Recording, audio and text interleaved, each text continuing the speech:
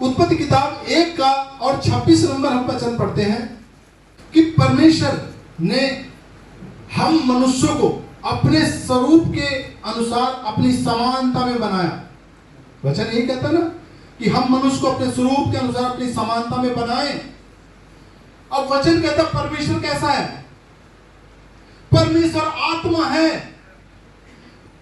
परमेश्वर ने पहले हमारे शरीर को बनाने से पहले हमारी आत्मा को बनाया। हालेलुया। आप समझ पा रहे हैं? यानी जब तक शरीर को नहीं बनाया गया था, परमेश्वर ने हमारी आत्मा को बनाया। और आत्मा के पास क्या अधिकार दिया? कहा वे सारे समुद्र की मछलियों, आकाश के पक्षियों, घरेलू पशुओं, सारी पृथ्वी पर और सब रेंगने वाले जंतु पर जो पृथ्वी पर रेंगते हैं अधिकार रखें। आपकी आत्मा के पास अधिकार है। ध्यान सुनो। फिर कहा तब परमेश्वर ने मनुष्य को अपने स्वरूप के अनुसार उत्पन्न किया। अपने स्वरूप के अनुसार परमेश्वर ने उसको उत्पन्न किया। नर और नारी यानी स्त्री और पुरुष दोनों करके उसने उत्पन्न किया, मनुष्यों की सृष्टि की। और परमेश्वर ने उनको आशीष दी और उनसे कहा फूलो फलो और पृथ्वी में भर जाओ और उसको अपने वश में कर लो और समुद्र की मछलियों तथा आकाश के पक्षियों और पृथ्वी पर रेंगने वाले सब जंतुओं पर अधिकार रखो। हालेलुया। अब आप समझो, चाहे आप पुरुष हैं चाहे आप स्त्री हैं, दोनों परमेश्वर की आत्मा है। हालेलुया। और दोनों के पास अधिकार परमेश्वर ने दिया। हालेलुया।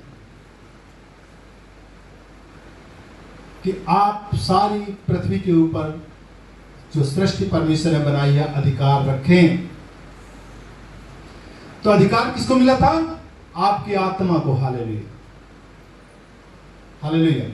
आपके आत्मा के पास अधिकार है। और फिर जब हम पढ़ते हैं 2 का 7 नंबर वचन, हालेलुया। तब यहोवा परमेश्वर ने आदम को भूमि की मिट्टी से रचा और उसके नथुनों में जीवन का श्वास फूंक दिया और आदम जीवित प्राणी बन गया। हालेलुया। अब आप समझो, अब परमेश्वर ने भूमि की मिट्टी सानी। हालेलुया। भूमि की मिट्टी सानी और उसको भूमि से आदम को रच दिया और उसके अंदर उसके नाक के जरिए से वो आत्मा को प्रवेश करा दिया। हालेलुया। जो परमेश्वर ने बनाया था वो जीवन का श्वास उसको उस पुतले में डाल दिया। हालेलुया। समझ पा रहे? और जैसे ही उसको डाला गया वो सारा मिट्टी का पुतला जीवित शरीर बन गया। हालेलुया।